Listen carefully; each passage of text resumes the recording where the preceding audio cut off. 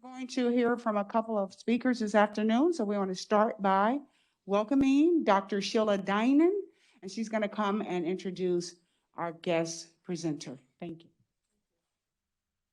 It's my pleasure to introduce our speaker.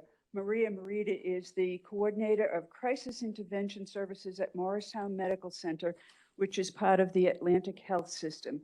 Maria has over 30 years of experience in mental health, including crisis intervention, emergency preparedness, family enrichment programs, bilingual services, family and marriage services, and supervisory positions for many years.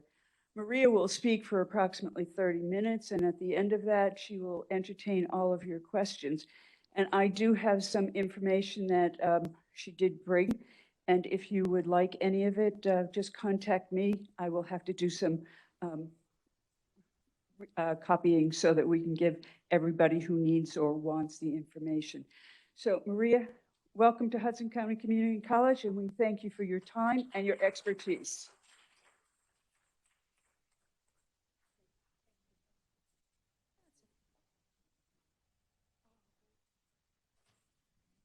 Thank you so much for that lovely introduction, Sheila. In full disclosure, Sheila and I have known each other for many, many, many years, and so she called in a special favor. So thank you so much for thinking of me for many, many years. I appreciate it. So I'm sure when you all entered higher education, you never thought that you would actually have to think about the mental health of your students. You thought about how you were going to educate them, how you were going to present your lesson plans, your goals for your students, to nurture and mentor them as they entered their fields, right? And unfortunately, it's become now a mental health crisis in this country. The pandemic really threw it for a loop, and now it's all in the forefront. It's everywhere. You turn the TV on, you read a magazine, everybody's got some mental health thing going on. So let's start with the basics, okay? And feel free to jot down some questions. If you want to interrupt me during the course of it, that's absolutely fine. I'm trying to keep this as very clear and as simple and down to basics. What to do when someone in your classroom, over email, in a text, sounds like they're in crisis, and what to do with that, okay? The mental health is defined by the World Health Organization. I'm going to give you this really lofty explanation. A state of well-being in which the individual realizes his or her own abilities, can cope with the normal stresses of life, can work productively and fruitfully, and is able to make a contribution to his or her community. Sounds pretty good, right? Not sure what that means, but we'll keep going. The American Psychiatric Association says, behavioral or mental pattern that causes significant distress or impairment of personal functioning. Such features may be persistent, relapsing, and remitting, or occur on a single episode. Okay, also nice description, but that doesn't tell me what true mental health is. What is mental health exactly, right? And so this is my translation for it. The ability to cope, find joy, and have meaningful, supportive relationships. Really straightforward, very simple. The ability to cope. The everyday that happens that crosses your desk, your email, your texts, your TV, anything that you see, the ability to manage and handle the information that is communicated to you, or the crises that happen personally in your life, on your campus, to your students, to your children, to your relatives, every single day. The good, the bad, and the ugly. To find joy. What makes you happy, right? Are you doing something that you love, something that fulfills you? Okay, that is joy, something that brings you joy, that encourages you to grow, to be more than what you think you could be, that just makes you want to get up every single day. And to have meaningful, supportive relationships. Do you have a circle of friends or family that bring you support, love, understanding, honesty about your everyday world? Can you turn to somebody to be able to speak to them and say, hey, I'm having a bad day, or I'm having a good day? Can you share your successes with people without them being jealous of you? So are you having those meaningful relationships? Now, what happens now is that as you see the kids coming back to school, and I'm assuming most of your kids will be between 18 and 21, some a little older than that, a little older than that, they're going to have their own stressors, whether they be family, personal, financial, it could be almost anything that they're experiencing. And one of the things that we've noticed is specifically the last 20 months or so has been that mental health has gotten just worse, okay, in terms of what to manage, how to manage it, and getting the resources for those people that need the services, okay? So for example, before I came here today from the hospital, I currently have, and Morristown's a trauma center, okay? So out of 2 football fields worth of emergency room real estate, I currently have 21 individual patients looking for mental health services. Now, my typical day has anywhere between 8, 9, 10 patients that may come in on any given day. I'm now up to 21 people today that are walking in the door with acute symptoms needing some sort of help. And why is that exactly? What's happened? What's so different? Well, what the pandemic's brought to us now is individuals who used to have services, used to have maybe in-home supportive services, used to have special programming to go to, used to have in-person therapy sessions or in therapy or in-person groups to go to. Those all disappeared with the pandemic. And either they went towards telemedicine or they were stopped because they didn't have the resources to do teleservices for whatever reason. So those individuals started coming to the emergency room to get their everyday services met, whether it be a refill of their prescription or relink to services. You then have the next group of people, the people who were just on the edge of having some sort of services that they needed, mildly depressed, mildly anxious, situational things like divorce or the kids struggling with something in particular. And now those individuals have entered the next stage of mental health issues where they've just kind of like gone over the cliff. They're feeling much more depressed, not able to function, not able to cope with the everyday things that are happening to them, and are ending up in our emergency room looking for inpatient hospitalization, looking for services, looking for medication, looking for things to get better. And then you have the last tier of people, people who have never experienced any kind of mental health crisis per se, but now all of a sudden they're feeling depressed, anxious, worried, financial concerns. They don't have a job. They don't know what to do with their kids. The kids are not going to school. Masks, no masks. Vaccines, no vaccines. So they're overwhelmed with just the everyday functioning and are more increasingly depressed and anxious about the choices that they need to make. So now that we're in this tsunami of mental health stuff, it is in the forefront of everything that's happening in our everyday existence. So you find schools, you find corporate offices, facilities, gyms, camps, everybody trying to figure out what to do with these kids that present anywhere, whether it be in a classroom, in a campground, in a hospital, whatever it may be. So I'm going to give you some ideas of things that you can do, things that you need to watch out for, things that you need to consider if you have a student, a colleague, a friend, a family member who something's not right and you need to figure out what to do for them.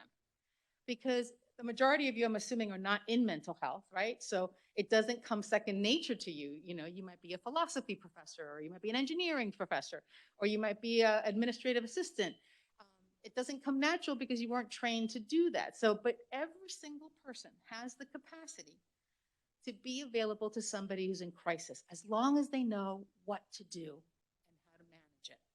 And I'm going to give you some of those tips, okay? So let's say your student is in crisis. And how do you know your student is in crisis? What is that? What exactly does that mean? So one of the things that you look for, I'm sure you see this when you see your students walk into your classrooms, is there a student that's excessively worrying, looks fearful, not making any eye contact, looks excessively sad, or seems down, out in the out, seems confused in their thinking. They seem to have problems concentrating. They're having problems learning. They can't seem to grasp these concepts that used to come so easy to them, and they're just kind of distracted by something else that's going on with them. Are you noticing extreme mood changes in individuals around you, whether it's your students, your family, your friends, your children, your colleagues? Do you see incredible highs? Not drug highs. I'm talking about people that are, excitable and they're moving around and they can't sit still and they're just like focusing on other things except for what they need to be doing. Things that are different than what you know them to be like. And remember, we all experience individuals through our own lens. So if we have a specific relationship with a friend or a colleague or a parent, we know how they normally, quote unquote, normally are. So when they're doing something different, you have to ask yourself the question, what's going on? What is different? What's happening here? Okay. Are they starting to avoid friends and social activities? Let's say every Friday night, you used to go for a virtual happy hour, or you used to go for happy hour for real for a little while, okay? Or you used to have the monthly staff dinners. And all of a sudden, this person doesn't want to go. I'm not really into it, don't want to. And they always were part of being in that social circle. They enjoyed it. They looked forward to it. They communicated confirmation that they were going, okay? So are they avoiding these activities now? Are they avoiding their friends? Are they avoiding having to deal with anything that they used to like and enjoy?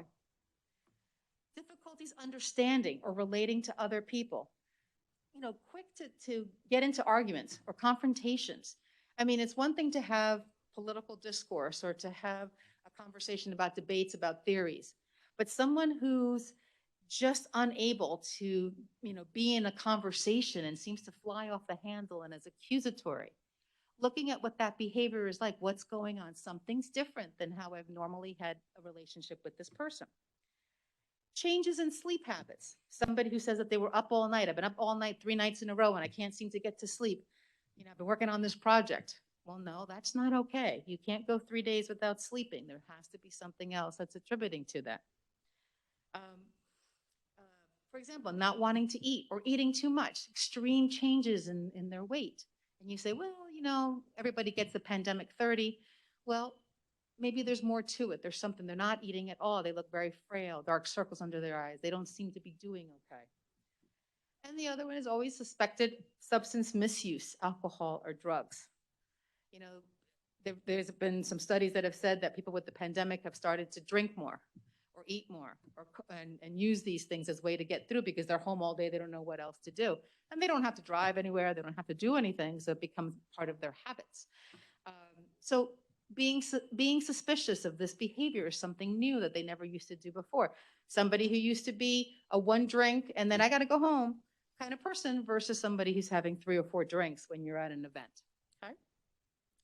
Multiple physical ailments. You'll have a lot of people that say, oh, got a stomach ache, my body hurts, I have headache, I have a stomach ache, I can't seem to do my work, I'm not interested in this, I'm sorry I missed class, I'm not feeling well. Well, what's really going on? Are you really not feeling well?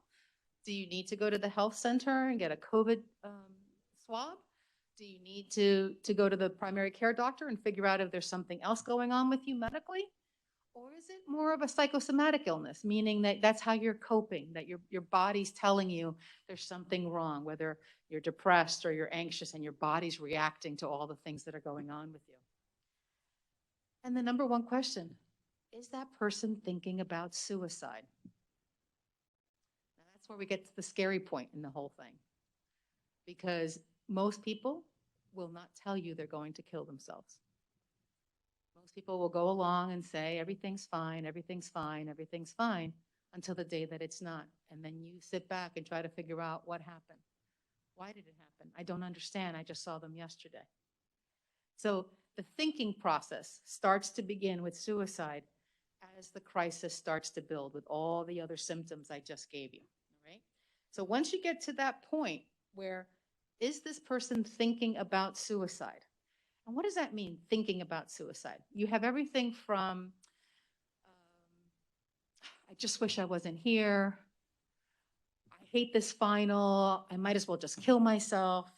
People say that lots of times. If I don't get an A in this class, my GPA, my life is over. I might as well be dead.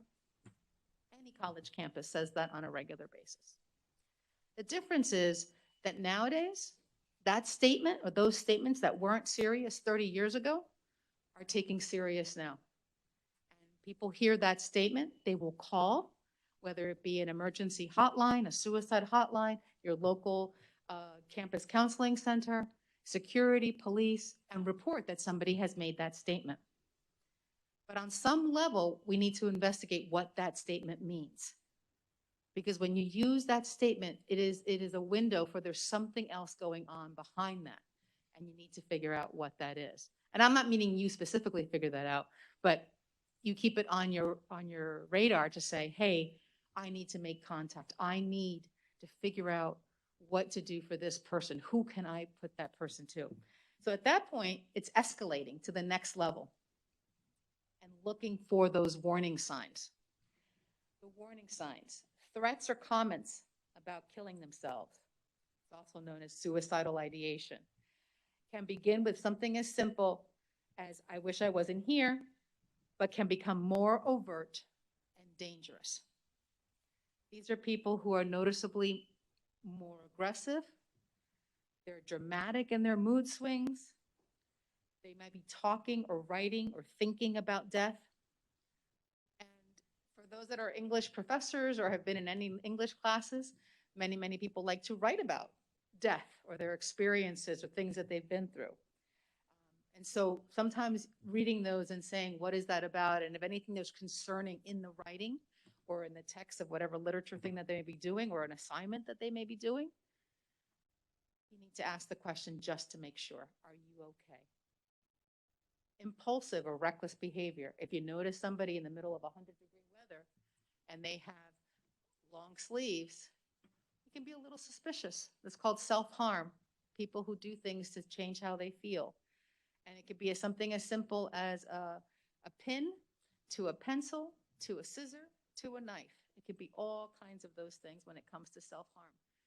And making a distinction that when they come to get services, making a distinction about changing how they feel, or are they trying to hurt themselves to end their life? So these are the things that escalate the behavior that you start getting more and more suspicious about, and you start saying something's not right, something's not right. And one of the things that can encourage everybody, listen to your gut. If you think something is wrong, something is wrong. And even if the person doesn't get any kind of services, you at least pointed them in the right direction to get what they need, whatever that may be. Once you get to the point of the impulsive, the reckless kinds of things, how they're talking, being suspicious of what they're saying, you have to say to yourself, is there some level of danger? What do I do? This seems to be dangerous. We're going down a dangerous path. What can I do to help? What can I do to get the services for this person immediately? What do they need? How can I get them there?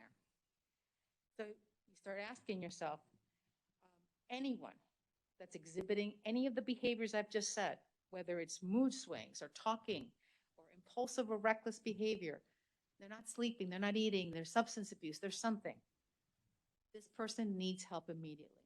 You need to tell yourself it's okay to help this person. If you notice that someone is talking about giving their things away, they had a cherished gift from someone and they're giving it to somebody else, or they're emptying their bank accounts, or they're just, closing down, putting their, quote, affairs in order.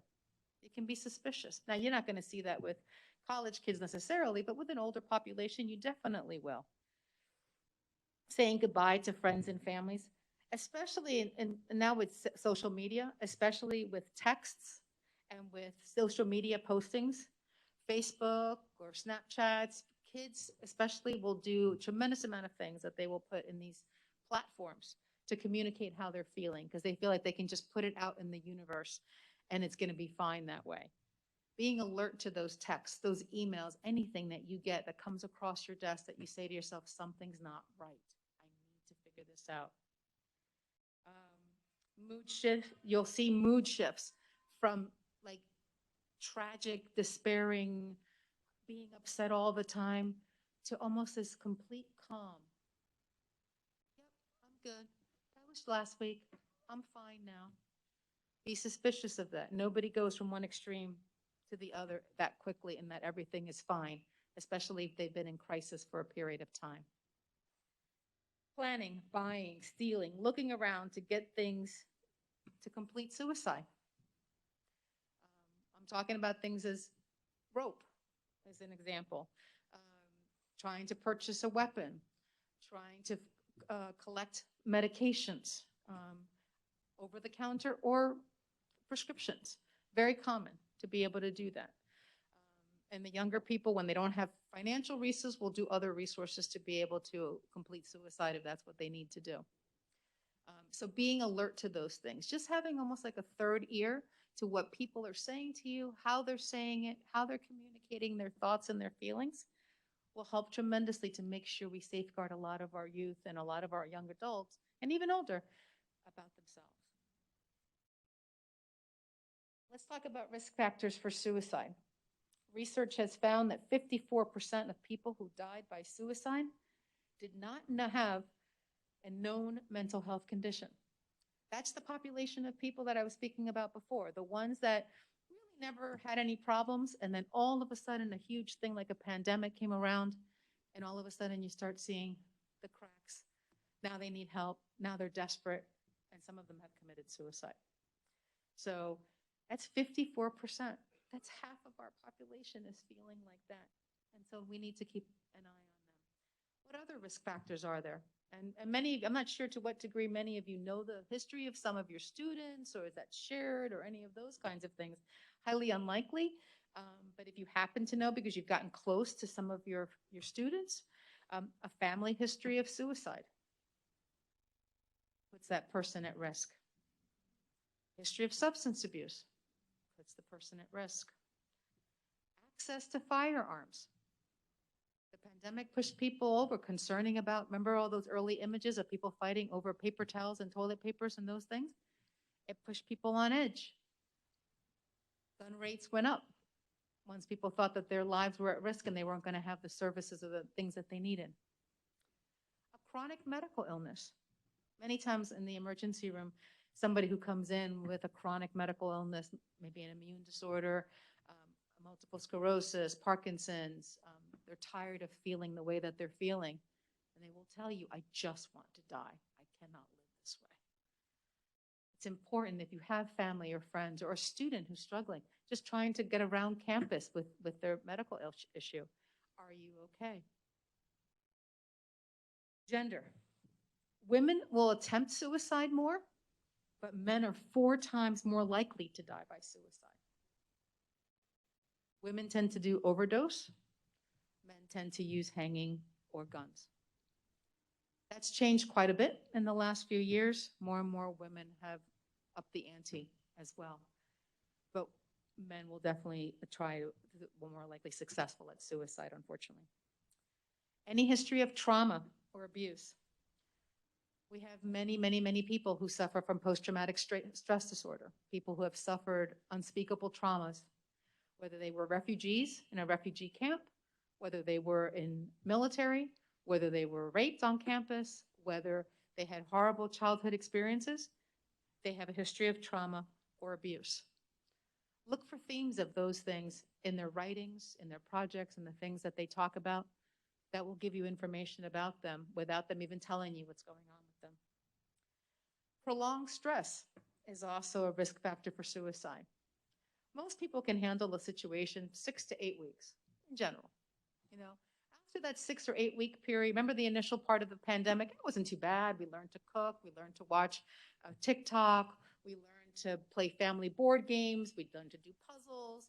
But once you started getting around to the summer, and now we're 6 months into it, we're 10 months into it, we're a year into it, people start to crack. They can't sustain all the positivity that they've had during the earlier parts of the pandemic. Isolation, as we learned with the pandemic, and yes, we got creative with our Zoom calls and our Zoom meetings and our Zoom happy hours and all the other kinds of things we tried to do, play games together on Zoom, especially with family members that we weren't able to see that lived across country, across the world. We still had isolation. Our older population really suffered from the isolation because they put themselves at highest risk. And then you had the people that had children and kids who wanted to be with their friends and play and do things. So isolation creates a lot of that risk factor for suicide. What about ages? People under age 24 or above 65 are at the highest risk. And why is that? Under 24 and over 65. Well, those populations are the people that have less control over their lives in many ways, unfortunately. Under 24, you're still very dependent on a lot of factors. You're dependent on family members, schooling, an employer of some sort. So you don't really have a lot of control over your own life in many ways. You're dependent until you get to a certain point. And over 65 then becomes about, am I going to retire? Can I afford to live in New Jersey? Do I need to leave? Do I have to take care of my older parent that's in their 90s and I'm taking care of them? What am I going to do with my life? What does my life mean? So they don't really have a lot of control either in many ways. So being aware that those two end cap of ages are going to need assistance, help, fine-tune listening, those kinds of things becomes very, very, very important. It doesn't mean that those between 25 and 64 don't have issues, but there's a different level of issue as it relates to the risk factor for suicide. Other risk factors are things like a recent tragedy or a loss. Someone who's been fighting overseas in the military and dies. That family here is going to have issues. A recent tragedy, a recent death, a shooting, a car crash. Any of those things can create a change and shift and make a risk for suicide because the loss is so profound and unexpected. That's the other piece. And then agitation or sleep deprivation. People who are not sleeping, who are not eating, who are not functioning, are not thinking clearly. They can't make decisions and they put themselves at risk. Look for that. Ask them questions. How are you? What's going on? So how do we deal with this? I mean, this is not something that's easy. We're not born knowing what to do for these people that are suffering, including ourselves. Because each of us have their own mental health strengths and weaknesses, right? So what do we do? And I've kind of narrowed it down to 5 things that we need to do. The first one is to be calm. I think what happens a lot when somebody says to us that I want to kill myself, or I'm not feeling well, or I'm not in a good place, what do we do in our interactions? We say, oh, how are you today? I'm fine. Okay. That was really I used to tell people all the time, well, that's not believable. What are you really? How are you? Now, granted, I come in the mental health business. So it's a little different for me. But when somebody says I'm fine, I start to say, really? What's going on? What's new? Just to see how they're doing. So being calm is really, really, really important.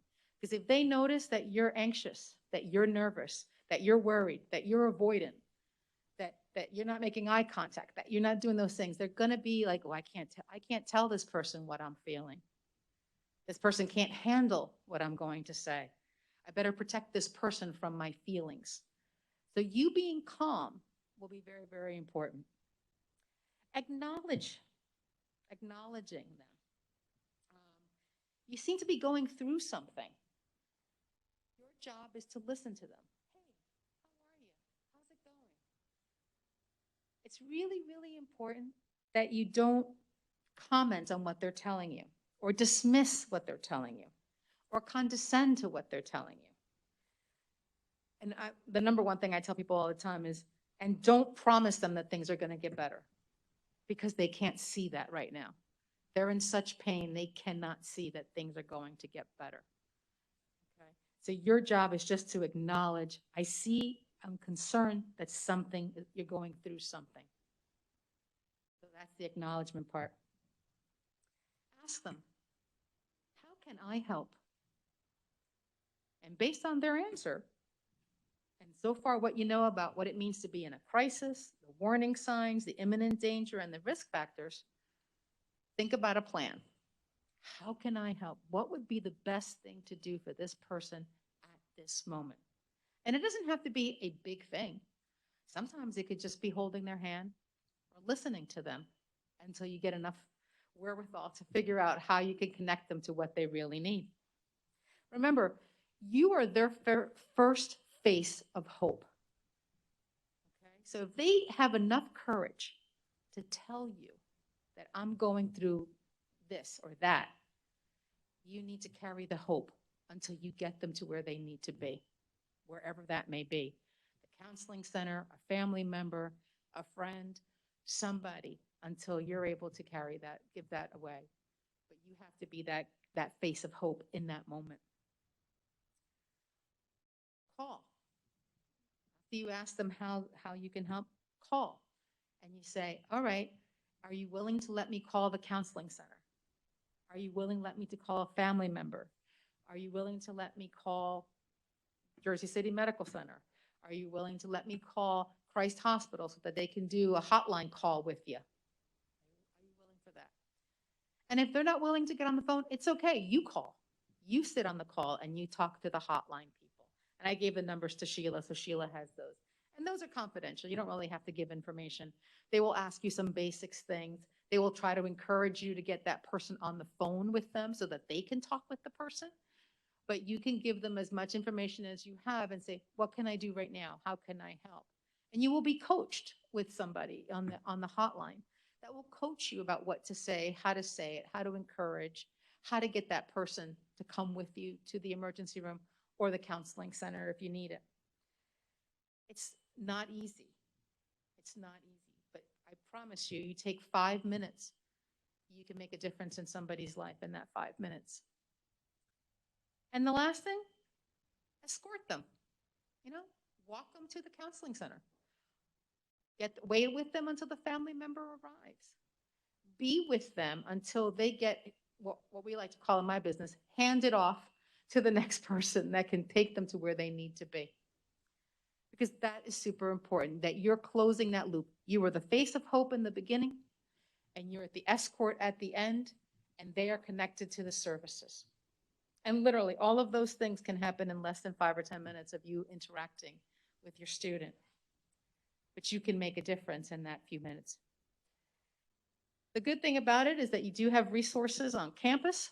You have tremendous amount of support in terms of social workers and a counseling center, wellness center that's willing to help with everything from helping a student that has declined academic performance, a student that you see has anxiety or panic, a student that seems to be, losing their temper quickly and can't sustain being in a classroom, focusing or attentional difficulties, poor organizational skills. I mean, the counseling center is there for a reason. They're there to help their students on their campus. Now, they will triage and make a decision from there whether or not their team can manage whatever's being presented by your student. And so they will, I'm sure they will refer out to the hospital locally that I talked about before. But that's the thing. They give them the opportunity to be able to triage that out and make decisions further on. Now, I know the curiosity sometimes bites us, and we want to know how our student is doing, what's going on with them, what do I do. But from what I understand, you do a referral to the counseling center, a general consent form that you can fill out when you have a concern about a student, but they really can't share with you any of those things about the student. The most important thing at the end of the day is that student safe? Is that student getting the services that they need? And that my hope is that they someday come back into my class. That's really what you hope for. But it's a very difficult situation. It's a very trying situation. It's a very scary situation. And my hope is that by taking the 5-10 minutes just to talk to your student, take a couple of the concepts that I've talked about today. I've given most of it to Sheila, so she can give it out to you if you so choose to have it. By having that at your fingertips, what to look for, she can connect you can connect your student to whatever services they're going to need so that eventually they can stabilize and come back and lead a regular life. The good thing is that they learn to cope, that they learn to have meaningful experiences and find the joy in their life. And this blip in their life does not define them. That's an important concept for them to understand. It's a blip in their life. So that's what I have. If you have any questions, I'm gladly answer them. If you want some privacy, I'm willing to answer them as well. Sure.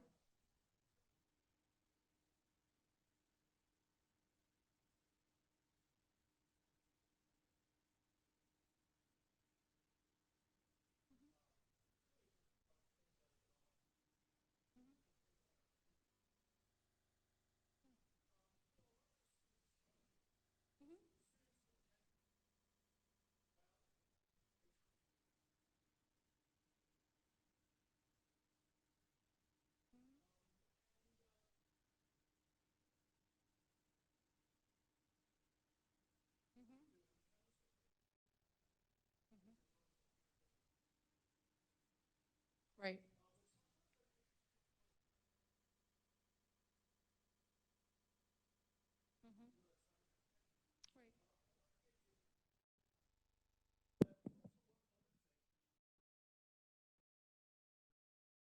Sorry. We can't hear North Hudson, so can you use the mic? Sometimes I am concerned or fear more for those students who don't show some of those telltale signs that you rightly point out. Some high-achieving students who are doing all the things that we give them great applause and recognition for, sometimes are very highly driven, and their neurosis goes into this productive activity. And sometimes I think that goes under our radar. That we have to be much more aware of those students who we think are doing a great job, doing everything they really ought to be doing, and are just totally, near the edge of the cliff. Agree. Your Agree. take on any of that Sure. would be Thank you great. for that. In terms of the betrayal issue, it's actually a very common experience. It really, truly is. I've had many, many, many kids come into the emergency room after they've told a professor or a friend, whatever, that I have these issues, right?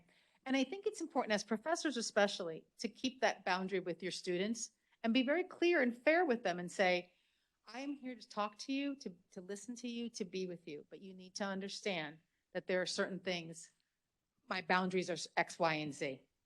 And my scope may be English literature, but I really need you to speak to somebody that can really help you with these issues. If you would like me to go with you or walk with you, and you are so inclined to do that as a professor, to do what's called that warm handoff, that would be wonderful, because then they see that you trust the service and you're transitioning them to somebody that you trust. But that's a very common experience, to have that betrayal. And they really have to work it through. They have to work it through in therapy. They have to work, because that betrayal comes from somewhere. They've had that experience somewhere before and it fell through for whatever reason. Now they've decided to identify you as their person and they want to tell you everything, but look at you, you're trying to hand me off to somebody else. But being honest with them about what you can't and can do for them is the most important thing. Being honest, not pretend to be something that you're not. Like if you're promising to walk them to the counseling center, then I hope that you walk them to the counseling center. It's harder to do with time constraints that we have and things like that. But I think that extra 5 minutes goes a long way to help a student get their needs. But yeah, betrayal is very common, but they really need to work that through. In terms of the other question, I'm sorry, I lost my train of thought. The issue about students who are achieving quite well, Achieving, and they seem to be doing everything great and wonderful, and Right. they're about to crack up or Right. something. Yeah. And those are kids that you definitely have to keep an eye on. These are the kids that, the straight A plus kids, every activity known to man, every major known to man. They have 2 majors and 3 minors, and they have this and they have that. All wonderful successes and great. But at the end of the day, if you took away their academics, what would they do? Could they cope? Could they cope with disappointment? Could they cope with not being in a classroom? Could they cope with not being happy or not being at the top of their game? And you'll see this a lot with kids that have always been at the top of their game, and now they're going to a new school and they're the bottom of the barrel because they're not the A++ student in their particular area of expertise. I would ask them the same questions. How are you doing? Are you sleeping? Are you eating? Are you having any fun? This is a college campus. Are you having any fun at all? Do you take one day a week or even one half day a week to just have a little fun? What do you like to do for fun? Do you play video games? Do you go for a run? Do you, I don't know, play basketball with friends out in the court? What do you do for fun? And I think it's a question just to ask that population of kids that really are those type A performers that really don't know how to relax, don't know how to just come off the edge a little bit. In full disclosure, I have a type A kid myself, and my type A kid is always a type A, and he just graduated from college, and he had a really hard time because he didn't start his new job until August 1st, and he was like, I don't know what to do with myself. I said, well, I don't know, go figure it out. You made it this far, go figure it out. And he learned a new hobby. He learned to paint. He tried to figure out what to do to keep him busy. But that's the thing. It's like you have to learn to do something else. If you didn't have an academic challenge, what would you do instead? What do you love other than books or reading or teaching? Or for that matter, other than surfing, if you can't surf that day, what do you like to do instead? What can you do instead?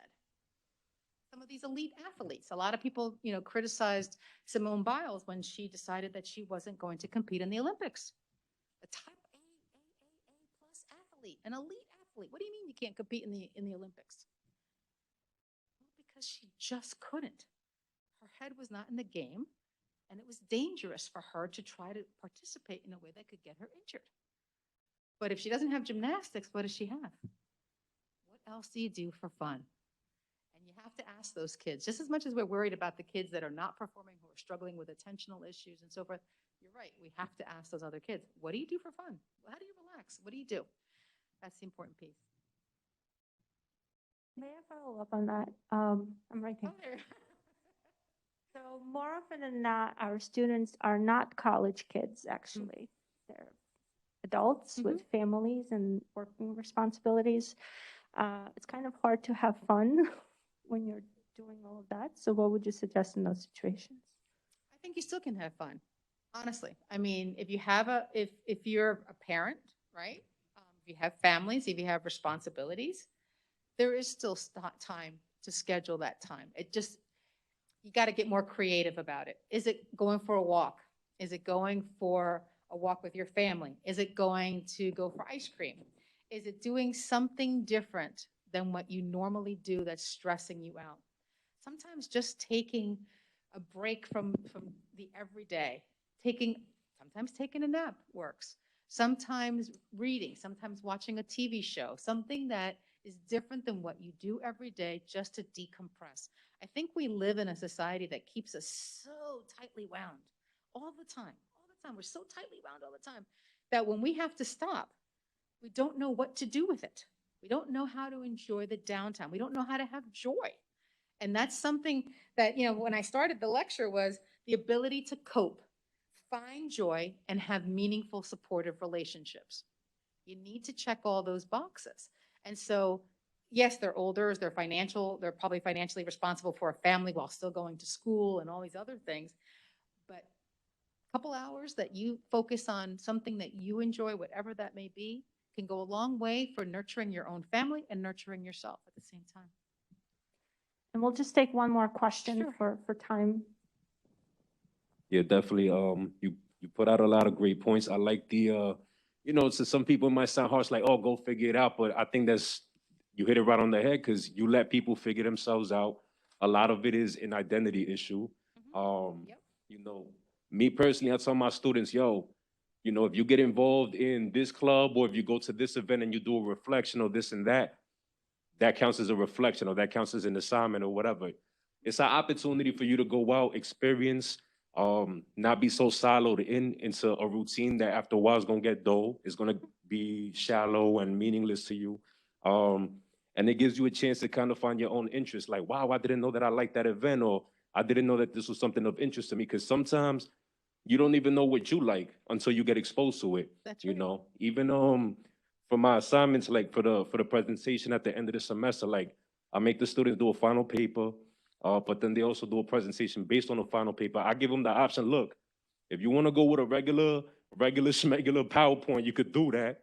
But, you know, if you want to do something unique like a video documentary or, you know, a poem or a rap or something like that, like have fun with it, enjoy it, you know what I'm saying? Because at the end of the day, you're paying for this experience, you're paying for your own educational value.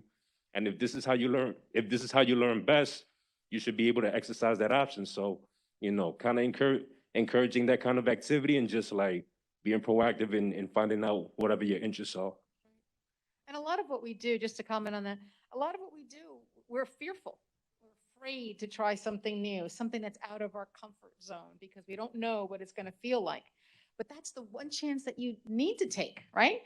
I want to learn how to paint. I want to learn how to make a craft. I want to learn how to rap, or I want to learn how to do a show, whatever it may be.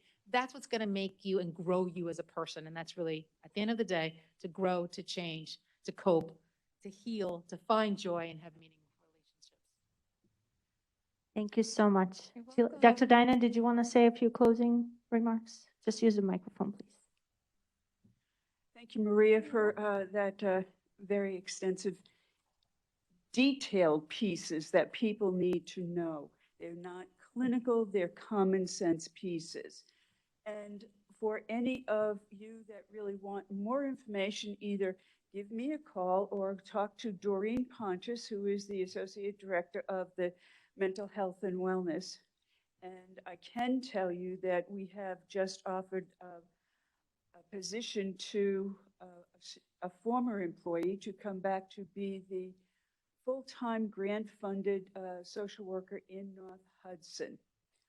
And I can tell you her name right now, and some of you will know her, is Deliana Acosta, who is also bilingual Spanish. So we are very happy to have her. And we will be expanding more programming, and we will also give you more information at the next town hall about the JED Foundation. So thank you all for being patient, and have a good day and stay cool.